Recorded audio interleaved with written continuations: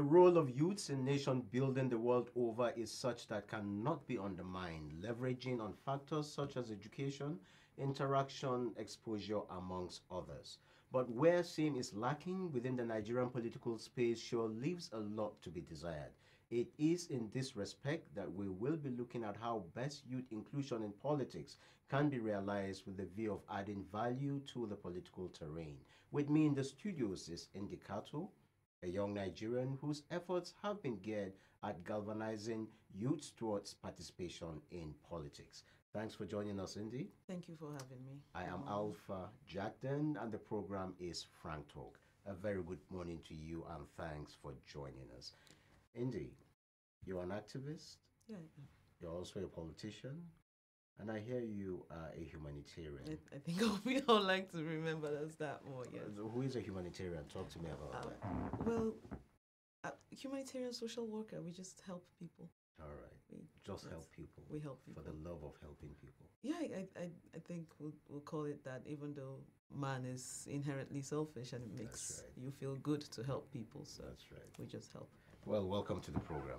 Thank you. Since the return of democratic rule 18 years ago, what do you make of youth participation in decision making in Nigeria? I'll say it has been pretty poor. Okay. You know, thus far we have been relegated to positions where you have no say. It's been where the decisions are being made, but just never having a say, not having a seat at the table. Perhaps at the bottom of the table where crumbs are thrown at you, but just never having a say at the table, which is not What it good should at all. be. Yeah, it's not what it should be. But why do you think that's the case?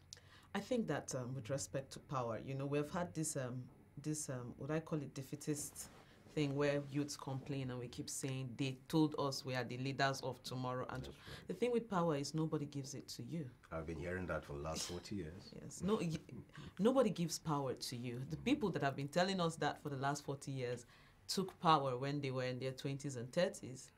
So when you take, you don't readily give it. That's right. Whoever wants power needs to take it. You Nobody don't ask will for give it to you on a no, platter. nobody will give it to you on a platter. You have to take active steps to collect power, to take power. That's right. Of course, that is not saying that you should topple a government, but No. you have to take active steps to take power. That's Nobody right. just gives it to you. But do you think the Nigerian youth is really ready? Of course, the Nigerian youth is ready. I hear a lot of funny statements. Oh, they are busy in the clubs. How many are in the clubs? You know, every generation has people who are responsible and who are irresponsible. There are 60-year-olds that still club. Yes, there are. So you can't write off or, you know, just look at one person who has done something wrong and say, oh, look at this person, the youngest governor and this and that. That is why we shouldn't have youth. No, that doesn't work. We are ready, and there are a lot of responsible young people who are ready for leadership positions. So Now, you know, beyond that, how do we begin to galvanize? How do we begin to ascertain that, yes, the Nigerian youths are not just ready, but are willing to come out? I think that the thing with leadership is you can see what a leader is doing already. So from my peers, from my generation, you can already see a lot of young people who are already taking these steps. You can see Samson Itodo with Iaga, you know, and his friends. They did Not Too Young to Run, have been able to get youths to take to the streets. We have Shewon Nigbende, Budget NG. We have these young people everywhere. We have people who have major companies, startups. We're just many everywhere. Now, if we are already doing these things, if we are the voices when there is crisis, if we are the voices, the last election, you could say that, you can't say that a lot of, you know, the young group on social media, where we held the conversation, we get the conversation where we wanted it to go. This is responsible for what government reacts to. We complain and the government listens. We've taken this mantle. So if we're already doing this without power, there's no further sign that, oh, these people are ready to be in power and ready to be in government. You know, in my earlier remarks, I did made mention of the fact that technology is on the side of the Nigerian youth. Yes, You just yes. brought up the issue of the social media. Yes. Which no doubt played a leading role as far as bringing the current administration into power. Yes. But we hardly can say today that is still an asset. This is what I mean. A lot of people that discuss civic issues on the social media probably don't even have voters' cards. That is there, but this is what happened. I think that young people entered the political when we first realized our power, we didn't know how much the extent, and that, look, with this thing you have in hand, right? My experience in politics shows me that when you get into power equations, you come ready to negotiate your place, and you come armed with what you have to offer that the other party does not have, or the other person doesn't have. We didn't know what it was. We had many of the youths that, you know, supported this government into power did not negotiate proper places for themselves and didn't know the extent to which their power, you know. But now people have realized that, oh, we did make this mistake. And the mistake I'm talking about is not in bringing this government into power, which is another conversation entirely, is that you ushered a new group of people into power without negotiating a proper place for yourself. So young people have realized this. So you have us, we young people now going back to talk about voters card. I go back to my village. I've preached in churches and you know, addressed Muslim women and told them, look, this is very important. You need to have your voters card. Many of the things you want to change can be changed if you have your voters card, if this happens, if that happens. So we have young people realizing that right now. And there were also young people who had their voters card but didn't think it was that important. That's right. So we all realize, oh, this works, and we need to back our words with this other part of the equation. So we're doing that now. It gives me a great deal of joy knowing that I'm talking to the right person. You know, when we talk about negotiations, what were people really thinking? Do you think that if you bring a man who is probably 70 years of age, his advisors will be people who are 40 and 30? The truth is he doesn't know them. He would rather deal with people his own age. It was naivety. It's good to accept that is what it was. Beautiful. It was naivety, and young people are beginning to understand that this is what it was, because you can't. I mean, we played a very active role in the last. On both sides of the divide, and either party, having won, won't have included that many youths. Even those that were fighting for the sitting government then were not really a part of the sitting government. They just believed, and I do not think that the sitting government would have opened more doors for them. So it's irrespective of whatever side. People just wanted their person to get in there. But as it is right now, I don't think that coming to 2019, young people will throw their weight behind anyone that will not negotiate properly and tell them, you know what, I'm running for this, you're running for, I will support you while you support me. And I also think it's quite unwise to, you know, the last election, for example, we were fixated on the president. That's right. There's the legislative arm of government. There are many other arms of government that we could have entered that has more opening. I would say that we should be quite realistic with the system which we have. The presidency is quite still gerontocratic. A lot of Nigerians still believe that, look, you have to have certain level of experience. And you know what? I don't really fault them for that. I do think that in the political system, you have to grow. That's right. So we can't be fixated on those places when you can run for House of Assembly, you can run for House of Reps. And you don't think that automatically you can just wake up and, you know, take this power. We don't have a system as young people in place yet. That's right. How do we get a system in place? We infiltrate the House of Assembly, House of Representatives, and the Senate. When we have enough people there, that is power, actually. Beautiful. Then one of your colleagues can take that, and then we're growing. If we're not having that conversation yet, then we're not ready. And unfortunately, I don't think we are doing a lot of it. No, we're not. But I have seen quite a number of young people running for beyond running is also a function of, listen, what's our bargaining power? What's our negotiating power? Even now as we speak, because beyond conferences, symposiums, you hardly really see grassroots infiltrations and what have you. Luckily for me, I do have that. You know, those of us middle class children, our parents did keep us away from the village a lot. I think there's the paranoia of village people, but I do not think there's anybody in your village that is after you. That's right. At all. They need you. So many young people think that politics is in these capital cities, Lagos, Port Harcourt, and Abuja. You need them. I mean, it's both here and there, because you are supposed to represent them, but you also need them. These people open your eyes to a lot of things. And the middle class is not up to half of Nigeria's votes. Nigeria is primarily a poor country. So we can't sit in Abuja in this bubble and imagine, oh, I'm doing politics. No, you're not doing politics in Abuja. Politics is back home. You cannot come and pick your party card or your word from Abuja. You have to go back home. Young people need to realize that beyond these big city symposiums and all the lights and everything, that there is work to be done. And that work to be done is back home. That's You know, I was at a meeting yesterday, and I had to let the women know, because we're talking about speaking for Nigerian women, and Nigerian women need to do something to show that we are not in support of all the violence in the country right now. And we wanted to take drastic measures with other women in the country, but I told them that rural women will not stand by you because they can't relate. So we need to They learn. don't even understand what you're They don't talking understand about. what you're talking about. To them, these elites have gone together to say their own thing again. They have no interest. We have to appeal to their interest. We have to go back there and be one with them. And no, we can't get into politics from a savior complex point of view. No. You know, we need each other as a symbiotic relationship. Let's go there, talk to your people. These are your people. Let's be one, and then let's know how we can solve this problem. You know, also in my opening remark, I did brought up the issue of numerical strength. The Yeah. Nigerian youth have all they can to decide the future of this country. Yes. But do you think we know that?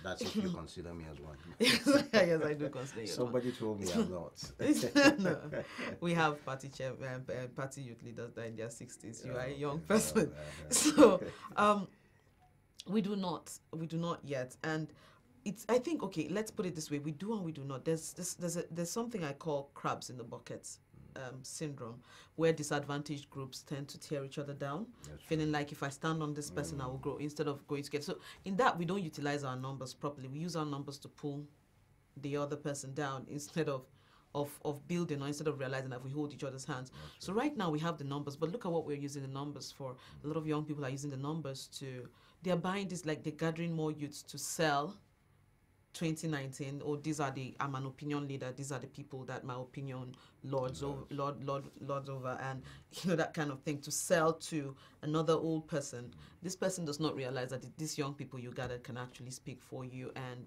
you know, campaign for you and everything, can believe in you and go the extra mile for you. So we have that. I think we realize we do have numbers, but do we know the power of the numbers that we have? That's another issue entirely. We think our numbers can serve those people, but that also comes from, you know, I remember growing up and watching, reading Ovation a lot, and you know, I used to see all these rich people, and I just thought they were those people and we are these people. So we were raised to see it being done by those people, not us. So I think it's gradual for young people to realize that we are the people. That the big people you see today, you know, the Babangidas and the rest, they actually came from very average families or very poor families, and then they made extraordinary decisions that led them to where they are now. So it's ordinary people that get there. The head teacher was once a schoolboy himself. Exactly. And you know, because of the kind of job I do, it accords me the opportunity to interact with the so-called, you know, who is who. Yes. The truth is, I've discovered we're all human beings. No, they are very. I think once I got into politics, I realized that too. You know, you talk to them and then you come out and like, okay, this person is that all about? Is that this person? Is that all about it? So it has become pretty normal now. Like, oh, this person is just. What do you make of the current state of education in Nigeria? Oh, it's a whole. Am I allowed to say mess on air? It's just in shambles. I back in my village, you know, there are children who are going to write WAEC but can't speak proper English. And you know, people say, oh, English is not necessary to show intelligence, but that is the language in which we are scholarly in, and you need to be good in to be proficient in that language to go forward. And we have people who don't do that. We don't even diversify our education. I was telling someone yesterday of how graduates of a federal university I know, computer science, do not know how to type. You know, what you just said will surprise you. That was what we were discussing in the course of the editorial meeting. Yes, like an hour it is abysmal. I've also tried to have, because of how tedious my work is, to have assistants, and I realized that a lot of them do not know how to write. University graduates, they don't know how to write formal letters. They don't know how to write proposals. I think at the end of the day, Nigerians go through the education system just to get a degree and get an easy job. Nobody understands the importance of having defined skill sets. That's right. Nobody, or very few people do. So they come out. I think a lot of people are just groomed to take normal government jobs. That is, you know, unfortunately so. How do we rescue the Nigerian youth from this scenario? I think it has started little by little. You know, on the Lagos scene, I mentioned the likes of Sheon Onibinde, people that I do admire. They're putting in work. You know, people. There's Bankole Oloruntoba, Inspire Hub in Abuja here. These are people that are putting in work. They're teaching people how to code, teaching new skill sets. There is a female that is doing the same thing. her name has skipped me right now. But they all, coding, this is the new frontier. This is where people are entering. And there are actually Nigerian young people who are leading this. Yes, Simi Sola, I think her name is Simi. Her name is. They are leading this. She's teaching young girls. There are people. She owns Abokodas. Yes, and they are doing this basic startups. Yes, they're teaching people how to code. And then in turn, people are having startups and all that. But we still have a lot of work to do. We still have a lot of people from my part of the country who don't know this yet. The North, it's a big issue. And we need more efforts towards that. I think some of these efforts should not be government efforts. The government can support. The government can support skill sets, but what I realize that once it gets into the hands of the government, that this ministry is doing this thing, it just gets corrupted, and at the end of the day, we're focused on paperwork and not the actual work done. So there are people that are doing this. There are young people that are pushing for more skill sets. I think we need to see more of that. I think we need to see more institutions that teach young people, or people that actually encourage young people, go to universities and actually tell people, this thing you are studying, you may not use it. I am not using my mass comm for anything. That's right. You may not use it. You need to have set out skill sets to help you out there in the world. The government job you're probably not going to get. That's right. And the government job is not privilege. I just see it as sitting there and not particularly growing in any way. In most instances. So, yes. Unless you actually have something to deliver. Yes. You're not talking about issues that bother on conflict resolution. Because these are issues that normally in terms of conflicts is the youths that go to the front Yes, line. yes. In our democracy today, do you think our democratic tenets is helping to shape the mind of the Nigerian youth for prosperity and for posterity? I think we are growing. Our democracy is very young. This batch of this 18 years this is 18 years of democracy. So our democracy is quite young, and what we are having. How old was I when? I don't think I was up to 10 years old when we got back to democratic. That's 99. Yes, 99. Okay. When we got back to democratic government, and it is young, it's growing. And what happened back then, sets the tone for what is happening now. Truth be told, a lot of responsible people, I would say my parents, looked at it and thought, they had experienced democracy in and out, and they're like, no, this is not going to result into anything. And the people that are running now probably get arrested, just let it be. So nobody paid attention. What happened at that time is a lot of bad eggs got into the system. And so they set the tone. But are we growing? Yes. Is the conversation changing? Yes. We need to go back again and unite with those people back home. Somebody was complaining that, after all she did, people voted because they were given Maggie and the rest. But you see these people that are voting, 1999, they trusted somebody. That's right. And the person came with idealistic talk and everything. The person did not deliver. So people learned to collect what they could collect during campaign season and not care anymore because they are their own government. But again, the conversation is getting elevated. More people are on social media. People are seeing these things. People are seeing that they deserve better.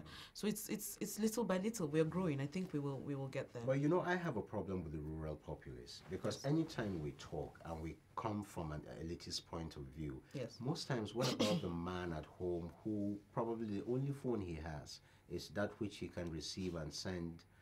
They can't even send text messages. Yes. So when those caliber of persons, how do we reach out We to them? go back home. And like I said, I was telling people yesterday, don't go and give your people talk at home. They have heard it all. I will bring borehole. They have heard it all. And to be very honest, we should move from borehole government. I will make your life better. They have heard it all. There's really nothing new you can say to them that would, but there are new things you can show them. I think that the best way to get the populace is by empathy. And empathy should not be during election season. You're bringing rice, you're bringing fertilizer. They're used to it. This is jamboree to them. That's right. What of before election season? Have you gone to find out what they are going through? Have you spoken with them? Have you heard about their issues? I think we should learn to do that more often. If you're going back to these people, back and forth, understanding with them. No, rural dwellers are not animals. They are human beings, intelligent human beings who are capable of discernment. And they have seen this trick time and again. So they don't care. I get very worried about, I visited home a few weeks ago. Yes. And to my greater surprise, most of the complaints you get to hear is that the so-called Abuja-based politicians hardly go home. It's not they don't until it's time for They election. seldom go home. Yes. And once it is time for elections, people come back trying to make peace. Yes. You've offended people in the course of, and sometimes knowingly. You understand? The whole idea is how do we begin to sieve those who we can say, listen, this one is coming for service, this one is coming for self-aggrandizement? How do we begin to mobilize along those frontiers? I do think, again, that you can see people who are coming for service. I do think that, my first introduction to politics was with, or I'll say one of the first people I met who I kind of think see as sort of like a father, will be Mimiko. And I remember one of my first conversations with Mimiko, and he said, he's a doctor, and he had this medical practice where he was making almost no money because he just felt like there were a lot of people that were coming to beg. I can't afford this. Can you help? I really need help. And so somewhere in his medical career, he started doing outreaches, He got, he started doing a lot of free treatment and everything. And he told himself, look, I need to pursue power so I can do this on a bigger scale. So he had already started the thing he wanted. There was a background. Yes. There was his political journey you need to have a backstory. He is somebody. He just didn't find his way. You understand? Yeah. So he had something took him there. There's a backstory. That's right. And so when he got in, what happened in Ondo? He had free healthcare for women and children. And then men just pay a subsidized. I remember that. That's right. Subsidized. And the hospitals were excellent. This is in line with what this person wanted to do. And before he got into power, was he doing it already? He was. So if somebody has not shown you working before power, and working is not close to election period, you come and build culverts, come and build borehole. Anybody can do that. Sure. Come and show working the active policies you want to implement when you get in there. You should already start doing. These are things that matter to you, right? If good healthcare matters to you, then there's no reason why you shouldn't already figure out ways to do healthcare outreach. And the thing with these things these days is, you know what, they are not as expensive as you think they are. You can actually liaise with several international organizations. Don't ask them for money, ask them to come. They will come. And that's part of leadership, intelligence and creativity. So you should be able to do that before. Yes, you should be able to do that before you get into government. If that person is not doing that, no amount of power will make the person learn those kind of things. So we learn these things by seeing. I mean, we have the power of discernment. People should be able to see the person that is already showing working, that is already behaving in a certain way, already doing things that, okay, this person can only get better when the person is in power. It's so sad because some godfather will sit down somewhere and say, all right, it's your turn. It's your turn. That's how bad the political terrain is. Yes. I was speaking with someone some time ago, and this is a very elitist Nigerian. Yes. You won't believe it that these guys, in their frailty, in their cruelty, have already pegged who will be the next DG of this institution, who will be the next after. I was just sitting down and I was like, who is even promising you tomorrow? And that has really been part of the bane of where we found ourselves. Like I said, they have a political system in place. They have built it over the course of how many years? So they can even sit down and say, look, it's your turn, you will have to step down. Yes, they have built this system over the course of how many years? So it's our turn to start building our own system too. Because if you sit back and think that miraculously we can field the presidential candidates in 2019. No, that's a far cry. It's a far cry. It will take a miracle. It's take a miracle. People win these things with political systems in place. So don't look at, the West knows how to sell us this Macron and the rest stories. But go and check. They actually built something. They built systems in place. Before. They built. You go and look at Macron's backstory and you see that, there are people that are powerful that are in this system. We are not building our system. That's right. We can be the next DG if we start entering positions that can ensure that we produce those people. What do you make of allusions when people say things like the not too young to run bill is yet another vista through which the elite want to perpetuate theirs? At all. Those, the elites do not need not too young to run bill to put their children into power. I've heard that very ignorant comment. They do not need not too young to run bill. Their children can actually wait till they're in their 30s too, and the elite will put them into power. Oh. So that is just giving young people a chance. It's not, let's get this clear. Not too young to run bill is not ageism. It's not saying that only young people should rule the country. Right. I think that a government should comprise of all parts of the society, all groups in the society. So it's not saying that. It's simply saying young people belong in government too. It's not saying that, when we do this, poor young people are excluded. No, it's simply saying young people belong in government too. Right. And then let's look at the history of the people who are pushing the not too young to run bill. Samson Itodo was in Unijos with us. He was a law student. He's not, you can't point to any big family. These are young people that have built. There are a lot of them that are from the Department of Law, University of Georgia that I know, and they're not from any, they are building themselves. So let us give everybody, Support yes, them. let's support them. This is us. This is Are you happy about the window that independent candidacy may open to the yes, Nigerian youth yes, as far as the and political space is anybody, not just the Nigerian youth. I am happy that has happened because we have seen very qualified candidates. Even till recently, we have major parties just coming and installing people, in the party primaries, and then qualified candidates just lose out. So if at least that will do us a lot of good. that would do us a lot of, but let's not get too excited. Independent candidacy has not done that much even in the United States, some of these countries. Well, yes, I know that, over and above all, nobody knows there are rules that will go with it and what have you. Yes. But, I think it will open a vista of opportunities for people who are true grassroots Yes, it will. Grassroots politicians in the sense that, listen, I'm willing to go home.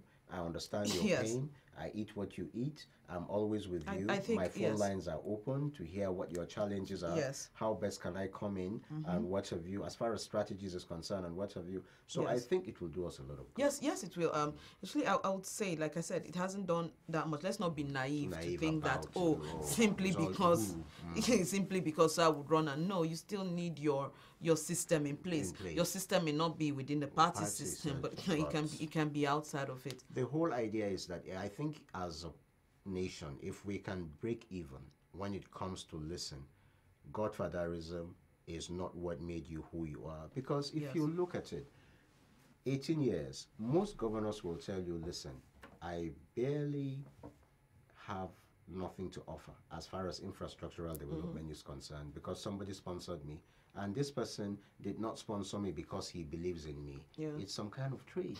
It's some kind of game.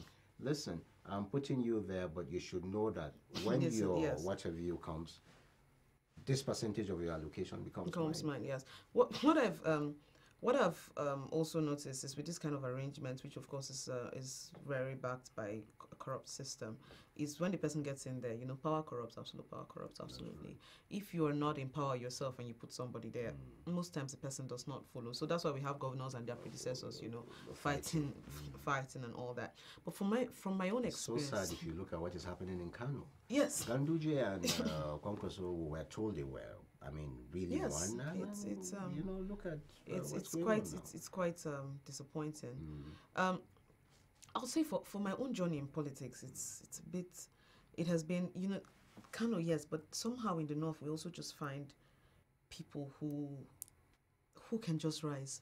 I think I found that happens. I also see my journey in politics. I've noticed that. Oh, I attend this event. We have some people from the party I'm in. They'll probably watch this and, they get excited. I didn't think that worked. I didn't think that people paid attention to those things. But you'd have top party members. You'd have people who are former this and former that. I think they know. I think they notice. And let's not write all these people off. That's right. No, we need them. Yes. We So need the experience. let's see someone like if you're talking about not too young to run and young people in power, somebody like McCarthy, for example. You trace his career from his early 30s. He has really been doing really big things. He's managed organizations. He's done this. He's done that, and he's grown. So that kind of person, you can't really think that he does not know who is intelligent and who is not. Certainly he does know. And when they notice, they actually push intelligent people like, oh, I really like what you're doing. You should get into this. You should, my support. Let's not, let us not be ignorant in politics. You see, if you get into politics, you have to politic. Sure. So whoever it is that pushes another person That's right. can push you. You're not too big to go and talk to people. And I'm not saying roll in the ground, but you need to know the people in place, the system in place, and learn to How walk. to- Yes, how and to how walk to in it. navigate your way through it. Don't be ignorant and call it being idealistic. No. That's right. In your own journey in politics, share with me what are some of the experiences you get. You're young, you're female. Do you get those kind of backlashes? One of the things I get is not really with age. First things first is, okay, first I'll have people that will say, oh, why are you a politician when you're an activist? And I say, well, they're not mutually exclusive. Yeah. You can't sit on the outside and keep saying we want things to change without trying to to get in there and change it ourselves. You know, you can't just sit and we can't keep trying one method over and over again. Right. So that is one. In terms of age, you know, they didn't used to include us in party committees and all that. But then, you know, I seem to think that I'm very old in there. So there is no door that you will shut against me. So I'm very fond of going to party elders and ask, why are young people's names inside, not inside? And they say, no, it's not for you. Oh, okay. You people want to change country, but you don't want to. You know, you come and negotiate with your own strength. We let them know we are doing this, we're doing that. We are holding forth in social media. You don't think we are, do you know how much we have? You know, so they bend to those things. Then the other one we face is, you know, as there's one thing being a young person in politics. When they are talking of youth groups in politics, it's mostly the young men. That's right. And then when they say women in politics, it's older women. So young women are just in limbo. How we're trying to solve that is we're actually forming a group for young women in politics, which is inter-party, APC, PDP, ANRP, COA, everybody. Young women, come or let us form our own this thing and know how we push ourselves further. You know, and the thing with my own politics, again, is because I have a backstory. I have more to offer than just running around the party party office looking for favors. And at the end of the day, that's what power is about. You're not begging anybody for anything. I have this to offer. I have been useful to the party. So there's no reason why the party would not consider me for several things. I always make sure I'll call and ask why my name is not there and why other young people's names are not there, and the names are in there. So I think we're getting to the point where it's normalized, where they remember, because they don't want that call where that young girl is shouting. So they will put the name. You know, one other thing that I find most curious and very interesting is money in politics. Yeah. money is always going to be a factor in politics. Let's talk about that. Let's look at the American election. Donald Trump did put a lot of his own personal money into politics. And I remember there was a time he was asked what will happen if he loses. He said it would have been a waste of his time and capital. Because politics does require these things. He was fueling his plane and flying everywhere. It requires money. You cannot take... I mean, you need people's help. You have to reach out to those people. You have to. Politics will always. So these groups, number one, we have to figure out creative ways to raise funds for politics. And again, I would say that if you are showing empathy before election period, it makes it easier for you. So those people already know you. You don't have to do that much. You don't have to go around just flinging cash at things. And the last election also showed us that throwing cash at elections may not necessarily yield what it is you want. So we have that. I think we have to get people to where they are emotional about their votes, so that more money is spent on just moving from one place to the other, perhaps feeding your campaign team, you know, and all that, your volunteers, feeding them stipends, rather than just throwing cash. That has really affected our politics, especially inter-party, whatever. That is why people can just come and install candidates. Our parties, you know, I worked in my party's recent constitutional review and strategic committee, which ended beginning of this year. And one of the things we're looking at is, I was in the funding subcommittee, and, you know, we spoke about members needing to pay, you know, their monthly dues to the party, so that somebody cannot come. What happens in most of these big parties is they are major sponsors of the party. Nobody pays dues. That's right. So somebody can just wake up one day and I'm the person funding this party. And the person settles every other person's stock. There's nothing you can do about it. Right. So parties need to come back to where party members are funding the party. Party is not funded by the governor. There's ownership. Yes, people need to feel ownership of the party. And you know what? It's better to start selling this idea from the grassroots than from the top. Yes. You know, it's already a problem at the top. At the top. So go to those who probably don't know. Yes, go to the grassroots and let somebody know that, you know what, if you put 15 naira here today, somebody cannot come and put this person. And once people are emotional about their future, know that they have something to lose, they would stand in line, they would follow. What do you make of the current state of affairs in Nigeria politically? I would quite disappointing, I would say, and we hope for better. quite disappointing. When cabinet members are going against their principles, I would. I don't know. Are they going against their principles? Well, what are their principles? You know, there was this thing about there's some kind of oath of secrecy, loyalty, And what have you? But does it serve a democracy? Does it serve the people? It does not. So while we may question the characters involved, you know, I think that this speaks well for our democracy. That if somebody within the cabinet can just stand up and, you know what, this is how I feel about this thing. If the wife of, I mean, let's keep in mind that before this cabinet member, the wife of said something.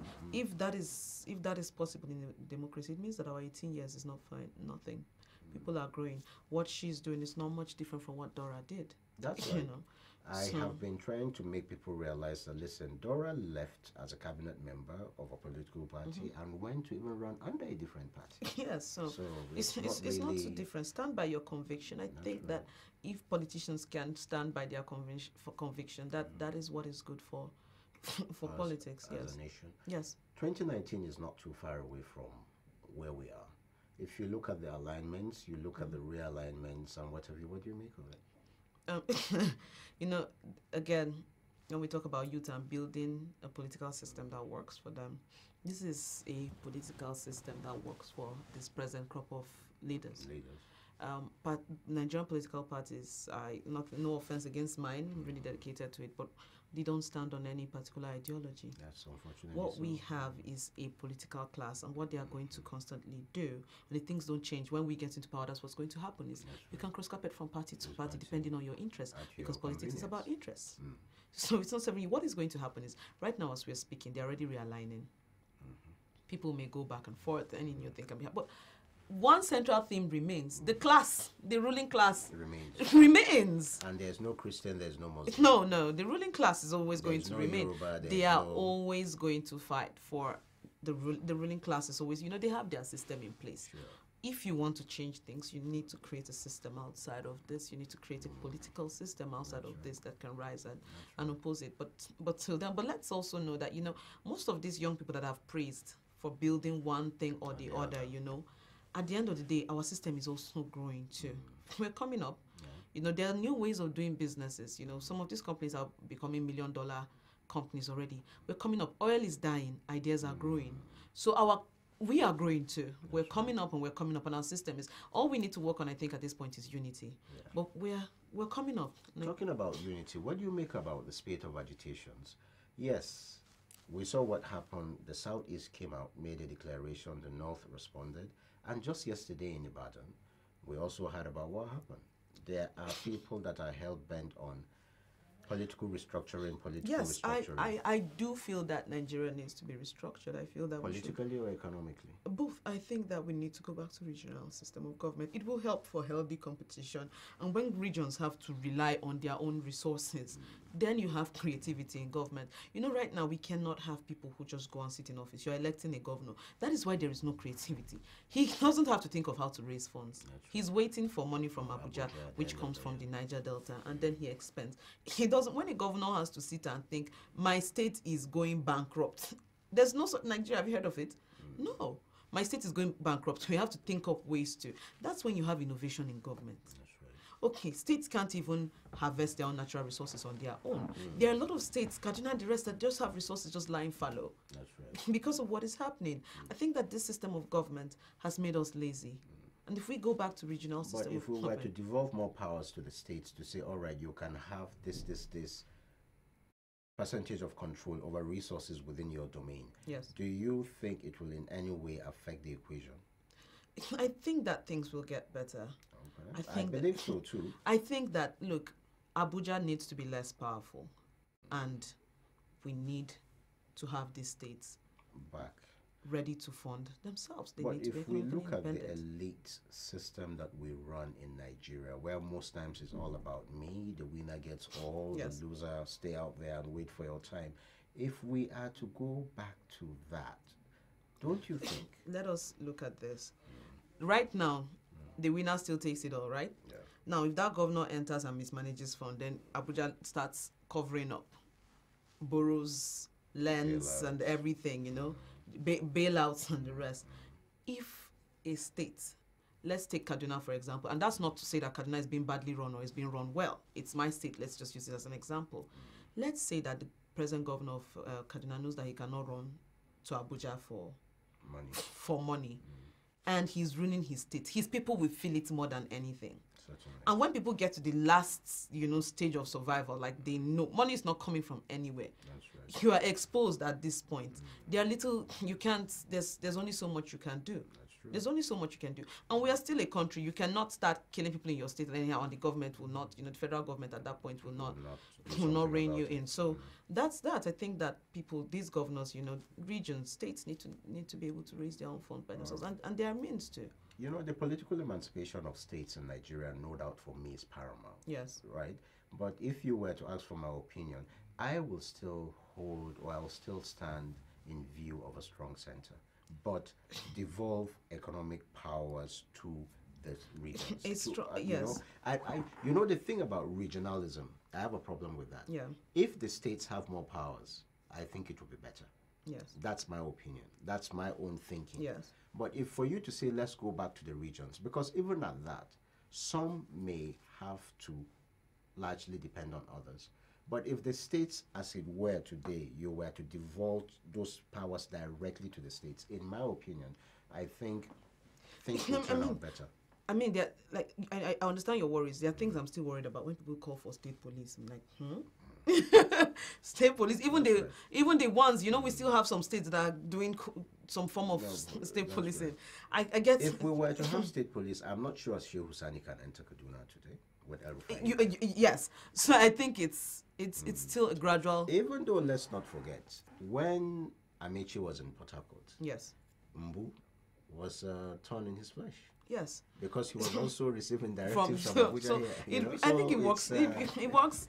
It works both ways. I do understand how Nigerians, absolute power corrupts, and right. I won't say just Nigerians because we are in Nigeria. So let's say how people absolute power corrupts, and I know that the way our politics is set up, people would abuse it. But so I think let's take a gradual approach to this thing. Yes, let's take a gradual approach as we grow. Yes. As we grow, but let us head towards there. My problem is that I think to a large extent we're that. really in a hurry. Yes. That's what I think. We're probably in a hurry to lump up things that we quite don't know for sure what the outcome might be. I think why some of this, why the rush is, there are people out there whose lives are at stake. And so you just have to consider that, look, can we just get this over and done with so that these people have a chance of survival in what is known as Nigeria today? Lastly, corruption, before we go, Indy. Yes. Within the system. I think that Nigeria is a system that has run on injustice for too long. I gave a speech about this last year, and I said, look, I've been to other countries, as African countries. People are not as ambitious as we are here. Not because they're lazy, I was vacationing in Nairobi, and the person who was driving me, he was really satisfied with being a driver. He had no story of when he was going to blow and become big. He said, no, he really likes this job. It feeds him, it feeds his family. He's loyal to the person he works for. All is good. He has a roof over his head. This was his plan in so years. But you see, in Nigeria, we don't have that system in place. You can't hammer spam. Because wealth for the Nigerian is an insulator against the system. The system is constantly out to get you. As long as you're wealthy. So we are our own government. Wealth helps you get better security, which the Nigerian state should have provided for you. Wealth helps you get light for yourself, which the Nigerian state should have provided, and you're not getting it. Wealth keeps you out of trouble. There are times when I'm not particularly wealthy, but I know that there are times when the police is standing on the road illegally and I can place a call and say, why did these people stop me? They're not supposed to be here. And they get queried. The average Nigerian cannot do that. And so people keep, that's what people know. That, okay, if I get to this stage, I won't be treated like this. My children can get better education. They'll escape poor federal schools. They will be. Do you get? So the system is not working. I do not think that a lot of Nigerians, even though it might be myopic of them to not want to improve the system, but people feel helpless within this system as it is. So we can't just say corruption. And most times, of course, we're talking in terms of stealing money, Most people, given the system that Nigeria is and what the average Nigerian has gone through growing up, has been groomed to believe is, look, once I enter there, if I don't help myself, I have myself to blame. When you enter there, all your poor family members that the Nigerian government is dealing with, your clan, everything, they're all dependent on you. Everything. And when you don't do, we have places where they do mock burials for their people in government that did not settle them or did not steal enough to become some form of savior. Because after all, it was a gold mine. It And was a if you gold mine. don't- Why if did you don't- not? yes. I think that most of these things stem from, some form of tribal nepotism in Nigeria. Some people know that our system is not merit-based. You are not getting somewhere because you are your intelligence is not going to help you. It's not going to help you. Your good grades are not going to help you. And that's why you have people giving miraculous testimonies in church and everywhere. There's a place when Nigerians are giving testimony, the story is empty. I worked hard for 15 years and then the Lord did it. God is not a magician. What was that the Lord did? It's the Nigerian system where it was based on who they know, nepotism of some sort. So when you enter, what are you thinking to do? It's to help yourself. For us to cut this stealing and what it is, we have to work on our system. You cannot have a system that actively tries to kill people, that destroys lives on the daily, undermines every form of intelligence, of creativity, actually tramples on it. And expect that when people get to a place where they can protect themselves or do things that will insulate themselves from this system, they won't do it. It's not possible. So we need to change the system before we start shouting corruption, corruption. I hope we get to do that, and I hope that happens soon. Hopefully it will. Thank you for watching. That has been our episode of Frank Talk today, and I have been talking with Indy Kato. She is a politician. She is also an activist Yes, and a humanitarian. In our opening remarks, I had to ask her to tell us who a humanitarian is. Anyway, the beauty of it is we're all Nigerians. The more we talk about these things and we act on them, the better a country we will have. Nigeria is all we have. Let's deal with her like the very thing we have. Thank you so much for watching. Indy, thanks for your thoughts. Thank you for having me. Thanks for stopping by. Thank you for having I'm truly honored. Thank you. Let's do this same time tomorrow. God bless you.